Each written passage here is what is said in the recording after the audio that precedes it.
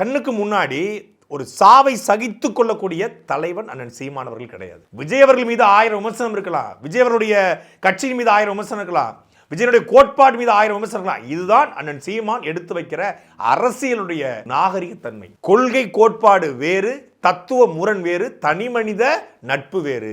எப்போதுமே தத்துவ பகையை தனி மனித பகையாக மாற்றிக்கொள்ள கூடாது என்கிற புரிதல் அண்ணன் சீமான் அவர்களுக்கு உண்டு. அதனால தான் யாரும் சொல்லாத ஒன்றை அண்ணன் சீமான் அவர்கள் சொன்னாரு, நம்மை விட விஜய் அவர்கள் அதிக கவலையில் இருப்பாரு அப்படிங்கிற வார்த்தையை பதிவு பண்ணார். அது அந்த தர்மபுரியிலேயே வந்து சொல்லிட்டார், 10 மணிக்கே சொல்லிட்டாரு, நம்மை விட அவர் தான் அதிக கவலையில் இருப்பாரு, அப்படிலாம் ஒண்ணு இல்லை அப்படின்னு சொல்லிட்டு போறாரு. பத்திரிகையாளர் சந்திப்புல கேட்கும் போதும் கூட சொல்றாரு, விஜய் வரலன்னா என்ன, நான் வந்திருக்கேன், தம்பி வரலன்னா அண்ணன் வந்திருக்கேன் அப்படிங்கிறாரு. ஆனா விஜயனுடைய ரசிகர்கள் அண்ணன் சீமான் அவர்களை சீமான் மூஞ்சில பூரா விட்டுருவோம், சூற விட்டுருவோம், சீமான்லாம் ஒரு ஆள் இல்லைன்னா. நேற்று நாமக்கல்ல ஒரு பெண்ணு 26 வருஷமா நான் விஜயை லவ் பண்றேன், விஜயை லவ் பண்றத விஜயனுடைய அப்பா எஸ்.ஏ. சந்திரசேகர்ட்ட நான் சொல்லியிருக்கேன், ஏன் விஜயை நான் லவ் பண்ணக்கூடாதா அப்படின்னு சொல்லுது.